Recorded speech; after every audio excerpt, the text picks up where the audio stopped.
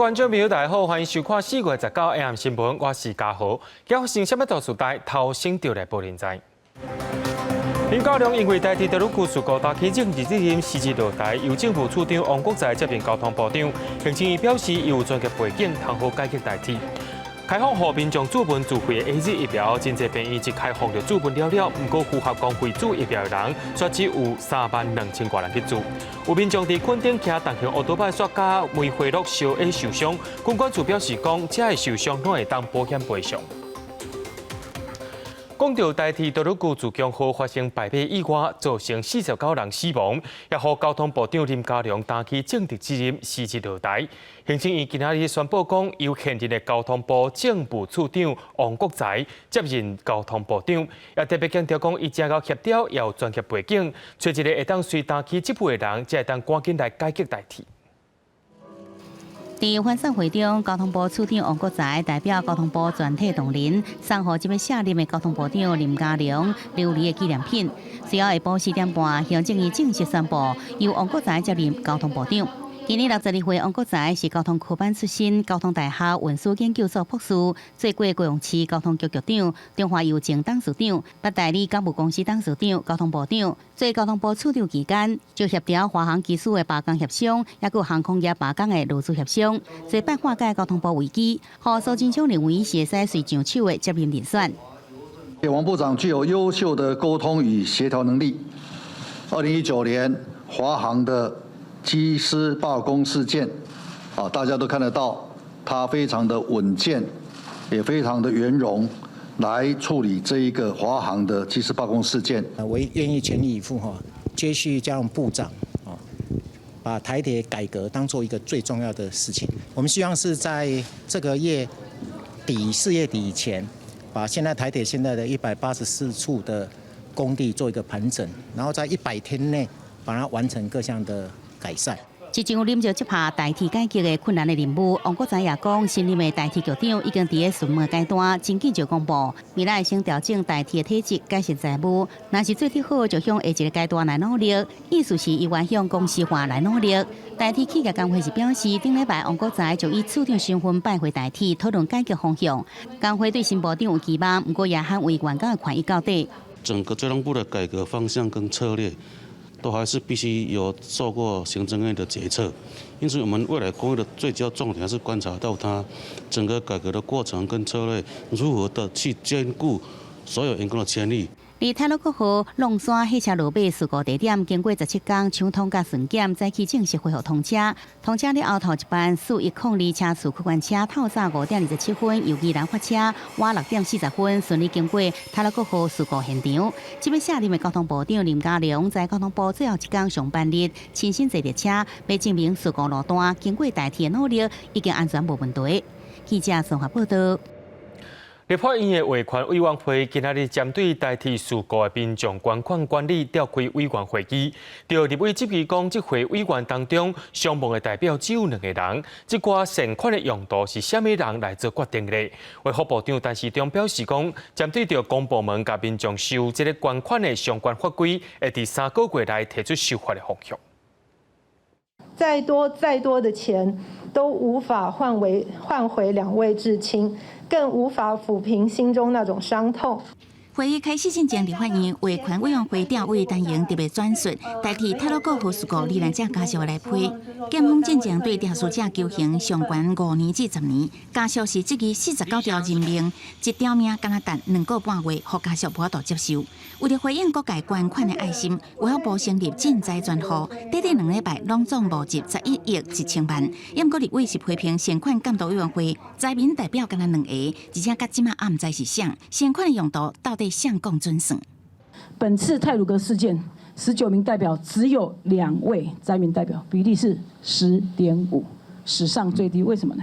这里面事件没有说要重建房子啦，或地方道路上，这次没有，这次我们的决定就是要用现金把社会的爱心做一个适当的分配。另外，由立委烦恼，即卖的公益款无条例，对什么叫做重大灾害无讲好清楚，款无了后的监理使用出来的款项这问题，拢欠缺明确规范。重大灾害来讲，是要回归这个社会救助法，还是灾害防救法等等的定义？不然在整部法，我们看了公益劝募条例。完全没有定义。未来法治化的原则就是善款1毛不留，都用在受难者身上。第二，政府要做的事情一件不少。但是中央答应针对公部门主动还是被动款部的相关法规，会伫3个月内提出初步修法的方向，希望未来政府重大灾害募款会当法制化，有这个法律会当依循。记者综合报道。今仔日下晡3点多，伫台北车头附近的军品酒店发生火灾，当场也甲300多人所开，也因为火灾迄栋大楼就是京站大楼，导火原因也等咧调查。哇，我的天呐！大楼外壁火一直烧出来，高烟一直冲出来。换一个角度来看，火是愈烧愈大。第一时间，真侪民众甲员工真疯狂对大楼走出来，伫外口伫等待。真侪警察甲消防人员赶到现场，甲人先疏散。经有水管线水将在20分钟内底甲火拍熄。第一时间知道通知之后，我们就立马先疏散客人，之后再疏散员工。进去，结果就是说里面失火，所以就出来了。立刻听到消防车的声音，我就赶快跑出来，然后火烧得超大的。想到司法经过，也是感觉真惊。看到人讲当时是身披着真臭屁的味，所以就看到火烧出来。而消防人员指出，导火所在位在台北京站大楼5楼的军品酒店。来到现场发现酒店灶骹外边的阳台，把油烟管甲藏的物件已经导火烧起来。烧起来面积大约是5平方公尺，只是为安怎的导火烧起来，也等待进一步来调查。是火舌沿着排油烟管的内部，所以说整个火舌初步看起来非常的大。但我们立即布水线，其使用室内消防栓进行扑灭。另外，京站大楼平常时人客真多，毋但5楼有名的饭店，大楼内底更有百货、影城，甚至是台北转运站、台北车站，拢伫遮做转盘。这摆总共疏散302人，加在无人受伤。而京站也强调，会场安全无问题，全馆是正常来营业。记者综合报道。咱继续来关心国内疫情消息。对今日开始，民众若准有出国的需求，会当去到全台湾31间病院登记买注自费的 AZ 疫苗。今日是开放注文的头一天，想袂到台大病院、台北马街、桃园病院的名额也都已经注文了咯。不过符合资格去注公费 AZ 疫苗的人，目前只有32000多人去注尔。早起10点。卫福部伫桃园病院的线顶有药门诊一开放，随后民众注文了。因为新冠 AZ 疫苗19起开放有出国需求民众自费有药注射，虽然无需要负担疫苗成本，也毋过爱付挂号费、检测费甲注射费。目前规划4月21号之后呢，可能会规划每一天的下午都能够开放这个自费疫苗施打的门诊。那目前呢有在规划说是不是一个诊就是可以容纳100个人。开放自费有药第一天，民众真踊跃。台大病院到5月初有9班的自费注射时段，拢真紧满啊！也爱考虑加开下投注疫苗门诊，保守估计已经有540人等待预约。台北马街病院也表示，自费疫苗门诊已经有大约600人预约。指挥中心也表示，自费疫苗释出1万剂，提供5000人注，那注的人数会评估扩大剂量。这个族群就是达到就是超过，就几乎快到5000人，当然会评估再扩大提供更多的疫苗，自费的疫苗。也毋过反过来看，公费疫苗部分，做的人也是无济，目前累计只有32450人注疫苗。高新增24件不良反应通报，其中23件是非严重不良事件，1件是其他技术严重不良事件。20几岁的女性啊，那她是注射后。接种后当日出现疲倦、四肢酸痛、畏寒、发烧、关节痛、恶心、注射部位疼痛等症状，那已经好转。另外，高雄市民生病院红豆所以竞赛方式变相要求院内医师人员注疫苗，也毋过院方澄清，这是鼓励无强迫，也袂影响科技。卫福部长陈时中也强调，方法正确，无反对。若有人感觉方压迫，会当向卫福部反映。记者综合报道。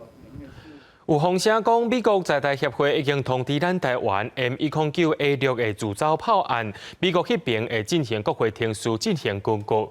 这也是美国总统拜登上任了后头一届卖军事武器予咱台湾。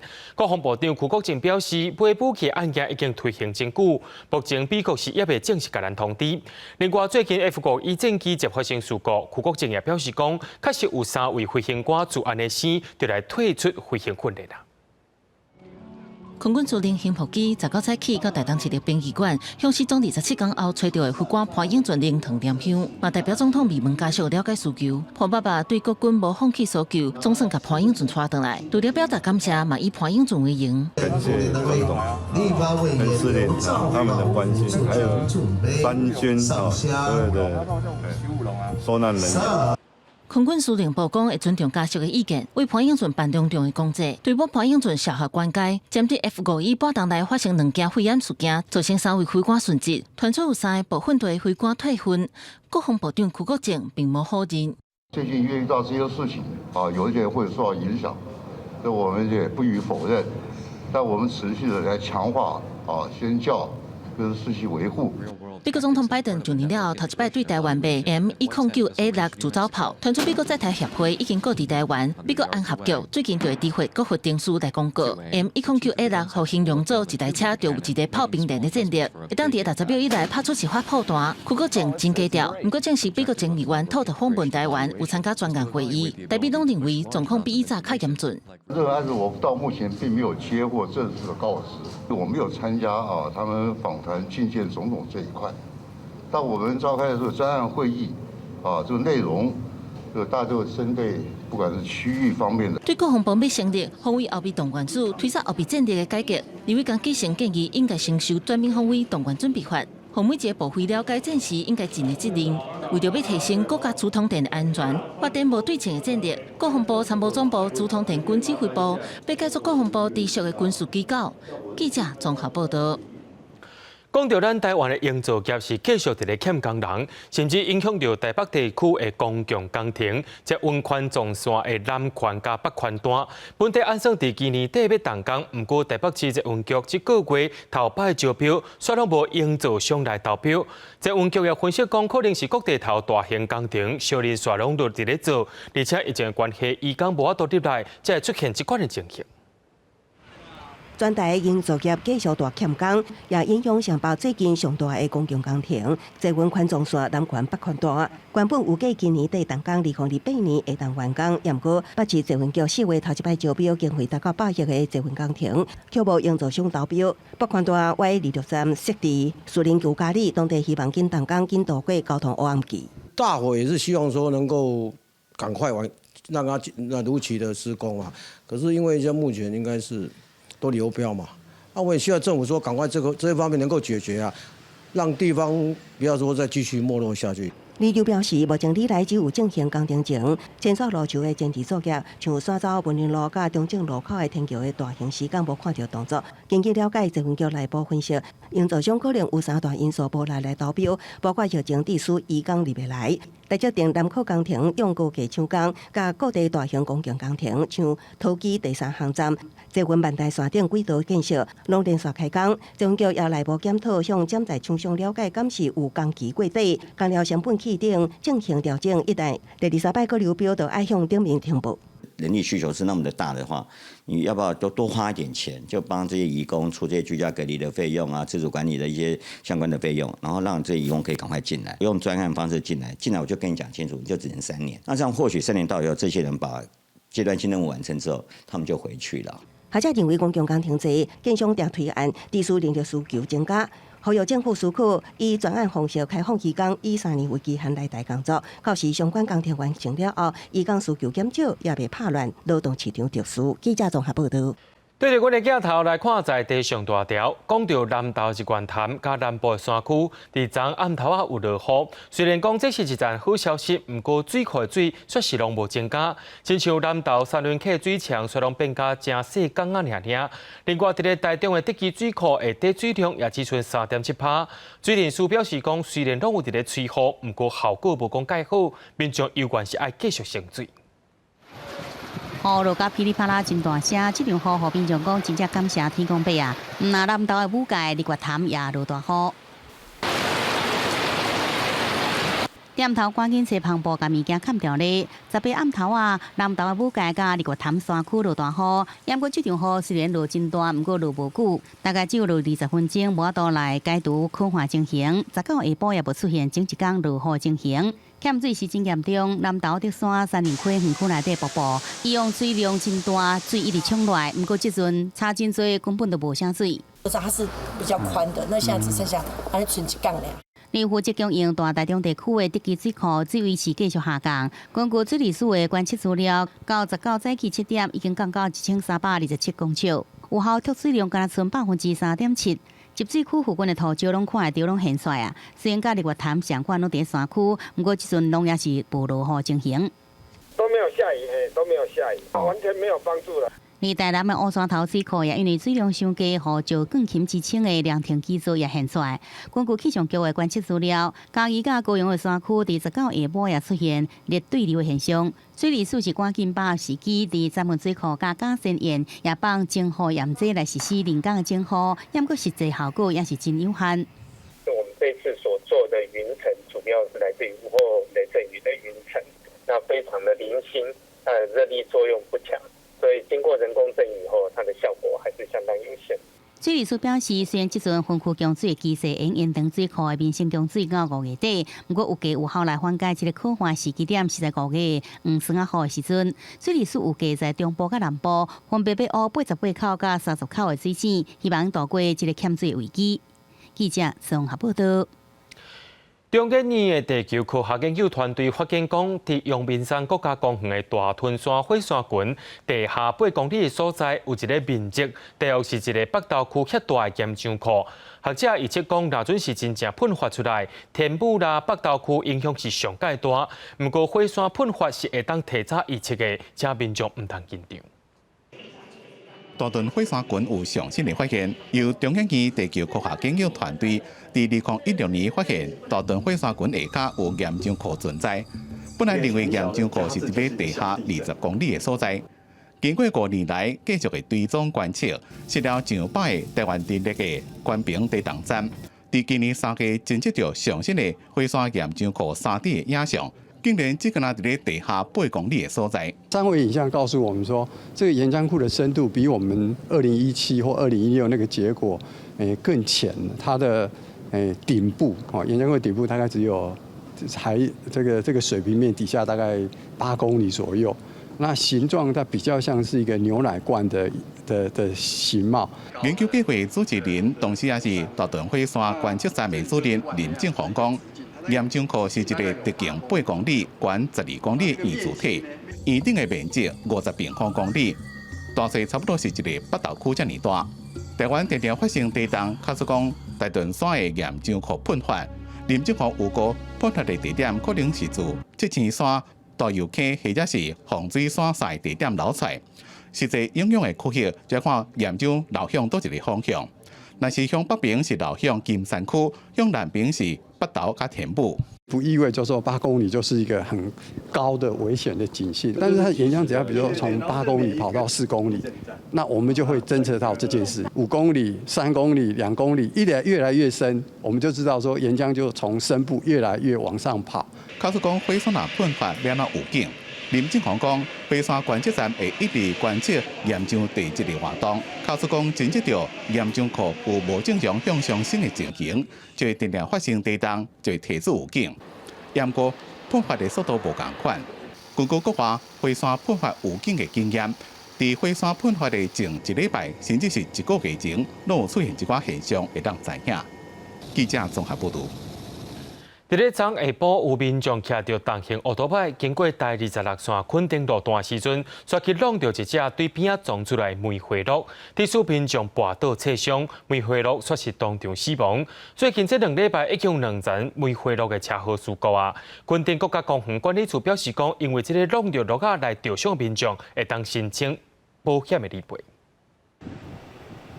梅花鹿倒伫涂骹无开门啊，后壁徛重机的人倒伫探家要救护人员查看状况。屏东垦丁台26线路段18下昼5点外发生一件弄鹿仔车祸，造成骑机车的人切着伤，梅花鹿当场死亡，交予垦管处查到登去。行经本辖台26线37.6K 处时，一头梅花鹿突然冲出马路，并撞上其所驾驶之大型重机车，致重机骑士倒地受伤。经救护车送至恒春南门医院就医，驾驶无生命危险。这是2礼拜来第2件弄路仔车祸，顶摆发生伫11暗，骑机车的人甲路仔相撞，摔倒昏迷。当地民代甲困管处参详，考虑将路仔出入的地点用围篱围起来。设警告表示，困管处表示4、5月是凡是规夜是公路仔假期，路仔较会去条件黑白路，民众若安尼相逢，会当申请理赔。园区里面，我们有投保公共意外责任险哦，那其中包括有野生动物侵袭险，骑车然后撞到梅花鹿导致伤亡的话，准备相关资料之后提供给本处，我们会来向保险公司做一个理赔的一个申请。困管处提醒，龙乱潭4、5位社顶公园附近道路等所在，唔但有梅花鹿，也阁有台湾猴出入。特别是暗时啊，因为人为干扰少，梅花鹿活动范围会较大，提醒民众经过附近路段，爱减速慢行，以防止弄到走去车路的野生动物造成伤亡。记者综合报道。伫咧香港有注武汉肺炎疫苗民众差不多有到1成，不过真疫情又再压起来咯。那香港屯门有大楼出现传播病例，香港政府伫今仔日也下令讲，住伫遐的民众拢爱全部隔离。另外，香港社区也出现本土染病的变种病毒个案，香港政府也当咧追查去过海港城的民众，而且这去过民众拢爱强制检测。虽然讲因有人做过2档中国的科兴疫苗，确实有人也共款染病啊。面对镜头，无愿意加讲关行李，赶紧坐去巴士。香港屯门友爱村爱惠楼再次爆发感染，好亲像出现反向传播。香港政府下令将第2座8楼规站的居民，差不多43人全部撤离，显示社区病毒传播无彻底消毒。另外，香港社区出现变种病毒的个案，29岁印度的香港查甫人捌去过海港城，所以要求11有出現喺海港城嘅民眾，攏必須強制檢測。係有啲太遲咯，因為11號都講緊過咗1個禮拜，跟住而家先同我哋講，我都已經同咗朋友食飯啦咁。今朝先收到通知嘅，但係就可以即係我哋啲員工 free 嗰陣時就可以出嚟做檢測咯。海港城碼頭停車場偵測流動採樣站，透早未少人排隊檢測，部分香港人也煩惱講家己被感染到。香港政府也規定20日開始禁止印度、巴基斯坦、菲律賓的民航客機到香港14天。有專家探討講，這種變種病毒的患者真有可能喺檢疫酒店就感染到。目前檢疫酒店的防護措施確實無夠。當然而家你每個可能性都唔可以排除，因為你睇翻佢。喺咁遲先至檢測到，同埋嗰個檢測出嚟個病毒量係咁高嘅話咧，咁我自己判斷咧，喺咁多可能性裏邊咧，佢似乎喺檢疫酒店裏邊感染嗰個機會咧比較係大一啲咯。另外，香港19個新增加10個確診，因為注疫苗比率剛剛1成，隨時引發第2波疫情。國傳出一個63歲男性是香港頭一個，注2劑中國的科興疫苗也是感染到，再次引發外界對這個科興疫苗的有效性。對這個代志，衛生防護中心是強調，注疫苗了後，也是需要時間讓身體產生抗體。目前進行相關的流行病學調查。記者綜合報道。人講社會事是百款，有的人是嘴佇咧念經，手佇咧殺生。2月初發動軍事政變的緬甸軍政府，佇17說是特別赦免超過23000位的受刑者。這掛人竟然無一位是起放，佇咧軍事政變去互掠起來抗議人士。軍政府一方面來特赦，一方面說是咧繼續點案反對政變的民眾。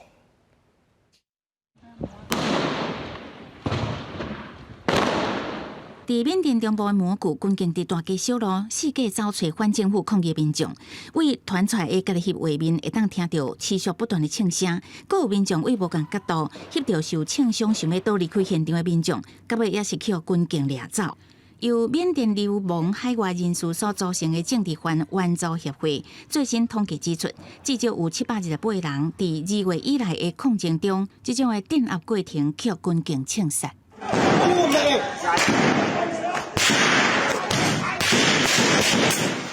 4月日是東南亞國協將由倫達主席文萊召開高峰會，同時頂禮拜閣是緬甸的潑水節，也是傳統的新年假期。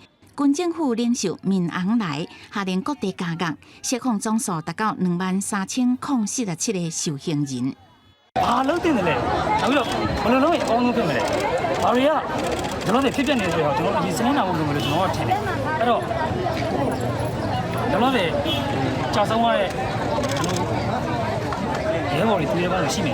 抗讲笑世代是因为2019年，互人控告诽谤军方的名誉，5个团员遭受判刑入狱。虽然也是所讲的政治犯，不过仍甲23000多人得到特赦，政治犯的比例算是相当低。当时2月初，军方的政变夺权以来，因为参加抗争被逮捕的政治犯，并无伫这届特赦范围内。外电报道指出，缅甸军政府伫2月甲3月也拢有规模不定的特赦，有一寡被释放的受刑人也互政府请。伫全国各地煽动暴力冲突、制造不安甲动乱、修炼线的逮捕过程中，长期伫缅甸的日本记者北角玉树2月因为采访抗争活动被逮捕了后，这届个军政府抓起来，目前日本政府当地透过外交的管道设法来解救。公司新闻4家人编译。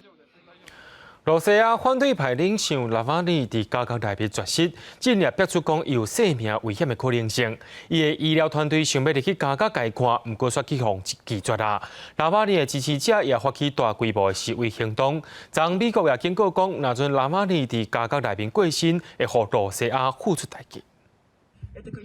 纳瓦尼的医师团队18日伫推特用这段影片，表示对目前伫咧服刑的纳瓦尼身体情形感到担心。因17接到医疗间谍的资讯，发现正伫咧绝食的纳瓦尼健康情形恶化，引起加要解看，等2点半钟又完被拒绝。团队讲，纳瓦尼伫咧加接受治疗是残忍并且可怕。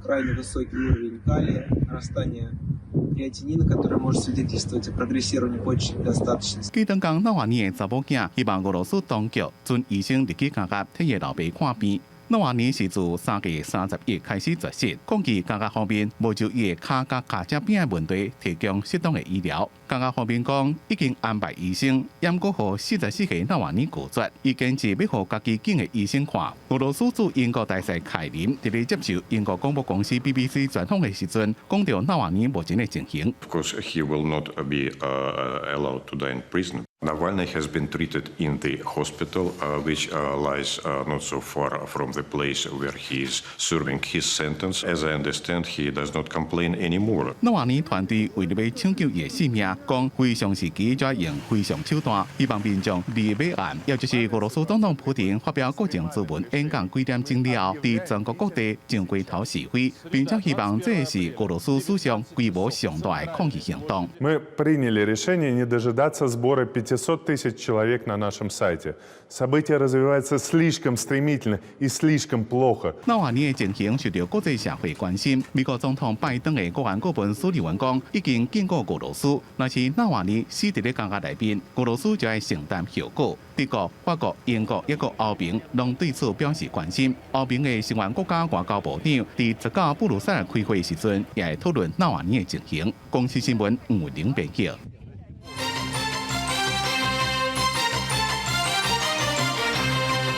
伫咧进前最近啊，也拢是正是热扑扑的虚拟货币比特币，伫10月却是一成落超过15%。对学者表示讲，会落这济是因为风声讲美国财政部必须使用加密货币来洗钱行动，才引起投资者惊吓。这显示讲加密货币有大起大落风险。只要轻轻合一个机台荧幕，各种事先开好的交易支付 QR code 进行扫描，唔免家己架设电脑挖矿。只要将钱嵌进去，就会当开始伫机器顶进行加密货币交易，非常便利，也吸引哪来哪侪投资人加入。虽然说报酬也是伴随很多风险，那当然也有很多年轻人听到很多特斯拉老板说狗狗币会 flash remove 以后，就整个暴涨了大概400%。那也有朋友就是因为这样子开杠杆做期货，那当然呢也是风险控管也是要做好嘛。顶礼拜全美上大比特币交易所 Coinbase 伫美国纳斯达克股票市场挂牌上市，各类比特币一度起到6.4万块美金，也得咧带动其他加密货币，包括以太币、瑞波币、狗狗币等的起价。想要到这短几工传出美国财政部将扫动使用加密货币进行的洗钱活动，引起市场烦恼。第数比特币18开盘了后，由上关点的6万元美金，渐渐落盘上价来到51300块美金。落盘超过9000块美金，一日盘幅超过15%，以太币计价盘幅也达到13%，其他像普瑞币、莱特币等加密货币计价盘幅伫17%到20%不等。这次显示，加币货币市场大起大落的风险。美国的这个经济体制是虚弱的，对通货膨胀会发生很大的冲击嘛。所以在这个时候呢，大家总是会觉得说，如果我不用美金，在这个时候呢，有充满想象空间的一个货币在那个地方，所以大家就通通把钱通通调进来。学者表示，除了美国拍算对涉嫌加币货币洗钱的金融机构开发。土耳其央行也宣布，自4月30开始禁止用虚拟货币买卖服务也是商品。虽然19比特币会继续游玩伫56000块美金左右震动，不过这也凸显出一寡加密货币的高风险性，加上供给量固定、发行的单位不明，继续可会受到人为炒作。想要投资民众也是爱较细腻的。记者综合报道。政府伫咧去年底开始提出办法，要来阻止炒房，到底这效果是安怎呢？早起中央银行总裁杨金龙伫立法院表示，去年第4季开始，台湾的厝价已经无啥记录。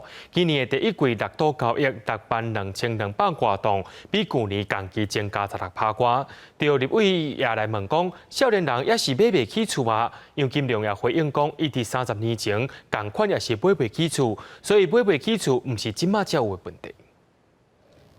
为着压厝价，为去年底开始，各部会列学搭压炒房。其中，中央银行伫去年12月初8，甲今年3月19，两届调整选择性信用管制措施做房屋贷款的限制。根据中央银行的观察发现，讲两届调整选择性信用管制措施了后，国内房市的情形，厝价指数都无起甲遐尔啊强，交易量嘛有成长。不过，有立委质疑讲，台湾少年人买厝也是买袂起。过了20年，薪资调整水准。是不是已经跟得上房价的涨幅？你认为跟得上吗？如果说从房价所得比来看的话，是有一点攀升。因为你薪资就根本就跟不上嘛。不要就是说20年前了，就30年前也是一样的啦。包括我自己，我30年前我也是年轻人的时候呢，我也是买不起房子。杨金龙表示，国内为去年第4季开始，全台湾厝价都无起甲遐尔啊强。今年的第1季6都合计交易量是62200栋厝，比去年同期增加16.48%，主要是因为受到疫情的影响，甲去年比较的基期较低所致。目前国内房市也是买方的市场，嘛因为台湾的房市有基本盘，继续也是在起，买厝买袂起，那是即卖的问题。20-30年前嘛是同款。台北是国际化的城市，全球大都会，亲像纽约、甲伦敦，少年人买厝嘛是拢买较郊区的。所谓的买不起，很可能是指高房价地区哦，或者台北市啊，或是说比较精华的地方啊。如果比较偏远的地方，交通距离稍微远一点，那个房价所得比的那个比例就不会那么的高。年轻人呢，他要买房子呢，他会一直往郊区扩散，所以呢，大都会的一个的范围呢会越来越大。那它的交通呢也会越来越方便。我们台湾的目前的情况，就跟伦敦、跟纽约的这些的情况呢，都是很类似的。杨金龙强调讲，中央银行2阶段打压炒房的措施实施了后，要等一段时间，才会对炒房还有炒土地有打压的效果，才会当来评估。政府打压炒房是为了达到社会期待，而且厝价议题真复杂，各部会措施产生综合的效果，才会当达到施政的目标。记者综合报道。新北市劳检处公布上新违反劳基法的公司名单，其中也有真出名的电池公司汤浅电池，伊去互员工这个员工的部分呢，伊是互员工逐个月超过130点钟，已经是第6届违规啊，也该罚64万。另外一间是一转精密，也是因为员工加班的问题，去互罚60万。新北市劳工局公布最新违反劳基法雇主名单，拢总有267间公司违规，其中有2间公司已经是第6届累犯，互员工超时工作，劳检处加重处罚。一间是真出名的电池制造商汤浅电池，另外一间是上市公司一转精密。一家是知名的电池制造商汤浅电池，那另外一家是上市公司玉泉精密。这2家公司都是因为5年内让劳工超时工作累犯第6次，他们都显示的是订单蛮多的，所以无法让员工休息。新北劳检处表示，这2间公司拢是员工主动申诉，经过调查发现，汤浅电池是因为加班费无付足业，也有劳工一个月超时130点钟，那边违规加重罚64万。一转精密互同一个员工连续3个月，每个月超时100点钟，罚60万。另外，美体食品互员工连续出勤36天，罚48万。面对6届违规罚，汤前连地并无对外回应，一专精密表示内部已经进行改善计划。这个是去年11月劳检的案子啦，就已经陆续在研议改善了，会根据我们内部整产能啦、产销的部分来调整安排啦。陆检处表示，有违规业者反映是因为订单伤济，只好予员工加班。不过每个月加班超过130点钟，等于是一礼拜敢休一天，其他6天上班拢超过12点钟。面对累犯雇主，新北市劳工局伫109年6月修正提高裁罚，雇主伫5年内犯同一个违规行为，连续裁罚到第8届，上济罚100万。记者综合报道。热天天到啊，讲到这个网糖的问题是真困扰民众。台北市环保局今日呼吁讲，卖太网糖的产品一定要有许可证，不管是一般的店家或者是网络平台，那种违规者上济会当罚到30万。热天要到啊，热天网啊真多，真侪人拢会买消灭网啊的产品，除了去实体店面买，怎么伫咧网络店也当买到？实体店面它比较有保障，而且它也。有时候你在网络买的不一定是真的，网络上假的太多了，而且也不知道有没有过期。民众除了担心会买到假，其实这款产品内面拢大部分含有环境营养的成分，需要许可证才会当卖。伫网络买若互人检举，可能会罚6万到30万的罚款。根据统计，台北市的处分案件一年一年增加。2017年违规这个人2件，2018年11件，2019年增加到44件，2020年有63件，4年内成长31.5倍。环保局讲，将在民众被罚，是因为这几年流行自国外买相关产品的来买，严格这类产品无国内的许可证，除了犯法，要内面的成分浓度不明的风险。我们也跟这个17家的一个网络平台呢做一个合作，从平台的源头呢，不论做一个警语或者弹跳视窗呢，或者相关的关键字，协助民众呢了解相关法令，不要误触法令。环保局讲，已经向网络平台业者宣导甲提醒，希望对有伫咧卖有环境营养商品的卖家，会当加强管理。记者综合报道。台电伫咧4月初进行回一枪毒液工程的时阵，却逼出工人甲无细力甲一个冷水管误破的风波。环保团体今日召开记者会表示，怀疑台电敢真正有才调来做发电厂毒液工程咧，因也呼吁讲，着爱有中央阶层的机关来做监督。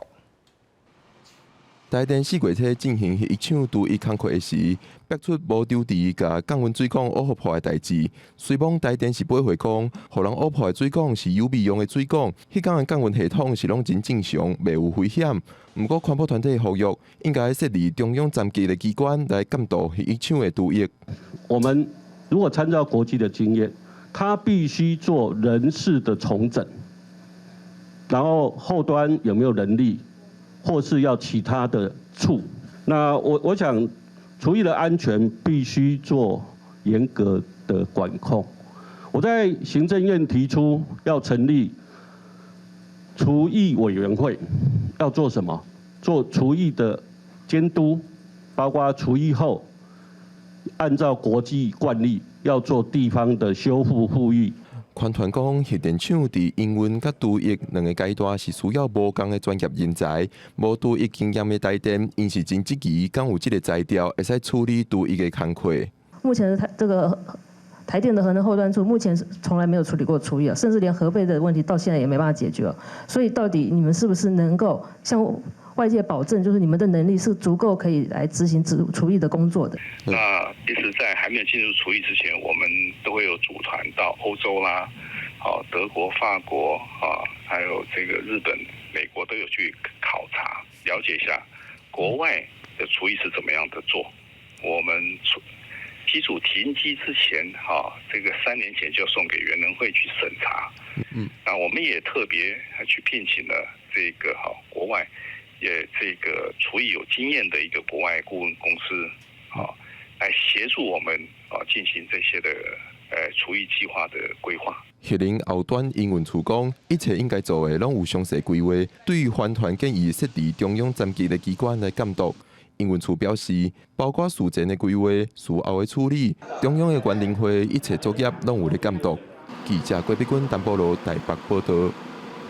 偷摕物件的人是去互雷公卡的哦。伫咧台南组镇的过岭天后宫庙内有5尊已经超过300年历史的金身，伫咧顶个月底，这金身全部拢去互偷摕去，庙方也已经报案啊，也讲会提供20万的奖金，希望民众来斗提供线索，赶紧将金身请倒转来。 伫台南的一间做镇过岭天后宫庙内所服侍的天上圣母、千里眼、顺风耳、三太子甲土地公，顶个月底，互信众发现庙内铁门的铁链仔甲锁头拢互人剪断，内底5尊300年以上的珍贵神像也已经拢互人偷摕去，赶紧报案，请警方调查。我差不多6点半来发现就，神明金身已经被拆了，历任的祖先就一直随从他们拜到我们现在啊。 我们不舍得说哦，因为在我们这一代的手中，这些神像哦被拆啊！即马庙里除了互人偷摕走的5尊神明，敢若剩3尊较新的无互人偷摕，嘛会当看到印鑑搁留伫神道顶面。其他较好脱手的香炉等等的物件也拢好好完在，因为这5尊神明的形体真特别，敢若咱人的一个手底大，庙方也认为嫌犯是专工来偷摕。迄天嘛是去报案去备案，新华分局侦查队。 迄个报市警察局建筑小组嘛拢来嘛，阮就是讲，就阮的希望寄托伫咱警察局遮看有当去甲阮利用这附近的建筑区甲阮过滤，若当找就是上好啦，若是找无，就是。 阮证明大家去参详，我嘛是还去定调啦新化分局表示，神明是地方居民的信用中心，一定会全力找找。庙方除了等待警方的消息，即马阁提出20万的破案奖金，呼吁民众提供监视器的画面甲相关的线索，希望量早甲神明找倒转。记者综合报道。 伫咧婚林斗内有一位做碰椅的师傅，发现讲无电的电池是正毒，而且佫真侪人拢会乱弹，伊就开一间良心商店，互大家摕电池来换碰椅做环保。所以因为讲这良心的商店无人伫咧顾店，定定会掉贼偷，只好拜托是警察大人来斗找贼仔。 边仔就有警察的巡逻箱，不过这个贼头举头三笑无神明，要是去斗内的这间良心商店，甲电池拢偷走，互头家真生气，佮无奈。即摆这巡逻箱啊，佮装监视器啊，佮有上锁啊，这小偷嘛是照常无咧甲这个目无王法的对吧？无咧甲警察信道的对吧？照常偷，落啊去嘛唔惊，上锁伊嘛甲我破，规个迄个习惯拢甲我落歹的对吧？ 照常甲头甲跳起个空空去，这实在有够过分的对啊！因为感觉废电池对环境的伤害真大，头家才创这间良心商店，只要摕电池来回收，就会使交换伊亲手做的细料碰椅。不过良心商店无人看过，全看民众良心来交换。想袂到要是有人甲电池偷走，商店失不一当，竟然得到贼偷5、6届，互头家对人性感觉失望。发现窃嫌与徒手的方式窃取 当地的废弃电池，后来我们用周遭的路口监视器确定犯嫌使用车辆之后，隔天24日晚上立即通知陈贤到案说明，陈贤也坦诚心切。家在岛内的警方真紧就抓到一个贼头，不过这偷念偷占是一世人欠，人就唔通做歹代志，暗时才困会落眠。记者综合报道。 台湾头一间国家级的摄影文化资产保存机构——国家摄影文化中心台北馆，会伫4月20开幕。开幕展览会安排2档国内外作品的展览，其中台湾的部分是展现日本时代到二战前后的珍贵记录。1884年的法国军舰，也有1875年的日月潭。这批19世纪的台湾相片是早年外国摄影师伫台湾翕的。 规划展览的林鸿忠老师表示，希望透过外国人看台湾的角度来理解相片背后的权力关系。像讲19世纪的迄阵台湾的所有的摄影，拢是迄个外国人，大部分拢是西方人来台湾翕的，所以讲伊翕的，就是要翕互西方的观众咧看。所以讲这内底有牵涉到你讲。 到底西方人安怎想讲台湾的影像应该是安怎做的？所以讲这来后面是种影像权利的关系。这款珍贵的相片目前伫国家摄影文化中心台北馆展出。这座台湾头一间国家级的摄影文物保存机构，经过民间点影界为1994年开始走踪，2015年伫文化部正式启动国家点影资产的抢救计划，一路参与的点影家庄玲嘛希望未来点影文化中心会当串联举办全国性的点影活动，建立台湾品牌。台湾国际摄影艺术节，或者是台湾国际摄影大会或者博览会这样的一个比较大的活动，不管是1年1度，能够变成一个固定的常态性的一个举办，这样以建立台湾的一个在文化上的一个重要的品牌。文化部表示，国家点影文化中心台北馆的主要任务，除了抢救、修复到相片、研究推广，也是重要的工作。要让台湾点影家的点影作品有处通转。除了台北馆，未来嘛希望在台湾各地头拢会当设立国家点影文化中心，透过一张一张的相片，讲出台湾的土地故事。记者杨淑晴、曾派文台北报道。来看前一阵啊，真理大学台文馆换设风波的退休教授张良德，伊少年的时阵是安怎对文学有兴趣，到尾下也个行向研究，佮成立台湾头一个台文系，这一路行来的甘甜苦涩，咱做回来了解。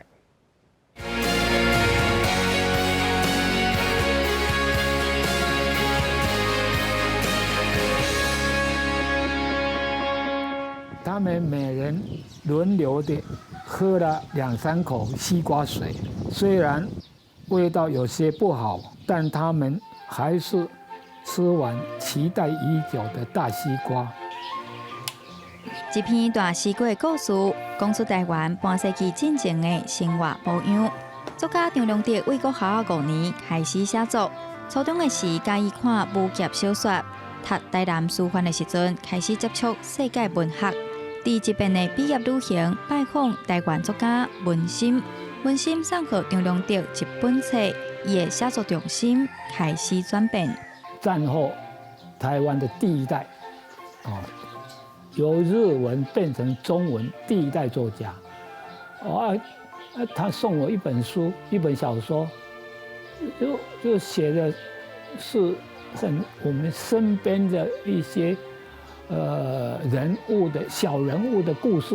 那一次毕业旅行回来，我才真的才注意到自己脚上的所踩的这一块土地。高中迄一年的毕业旅行，张良德因为本身注意到台湾所发生的大小事，嘛开始创作台湾乡土内容的小说，作品大部分拢刊伫联合报的专刊。专刊也收集侪台湾作家。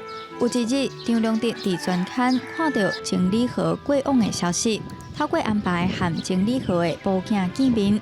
这边见面，嘛是张良德为写作专项收集文献的关键。我就甲总店面讲，我一定要互恁爸爸重见阳光啊！所以第2天一大早，我就要下山了。我做田面，恁爸爸所有留落来这果，我拢要收起来，我来整理。一句我来整理，张良德前前后后用10多档的时间完成情理河作家专辑，嘛成做台湾头一个出书台湾作家专辑问世人物。毋但互台湾本土作家有完整的面貌，对后辈学习嘛有真大帮助。有当时有作家可能是手稿，有当时可能看的报纸是杂志，所以呢，专辑的时阵，咱就爱做一寡工具，就是讲为遐慢慢啊收集，去拜访迄个作家的后代，安尼做出来了后，咱的学生囡仔后来要看的时阵，咱有一种全集式。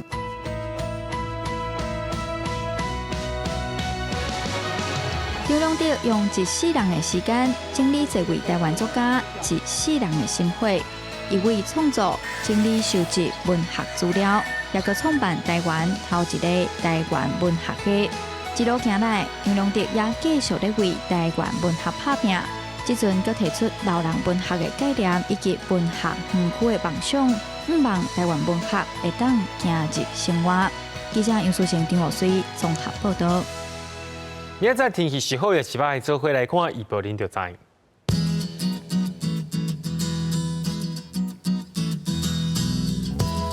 北部地区对19度到29度，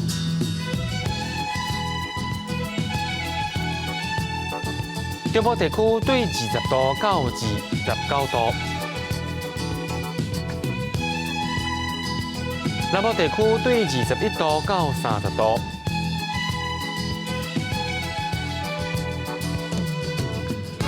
东部地区对19度到26度。再来看外岛地区，对15度到26度。还有未来3天气象。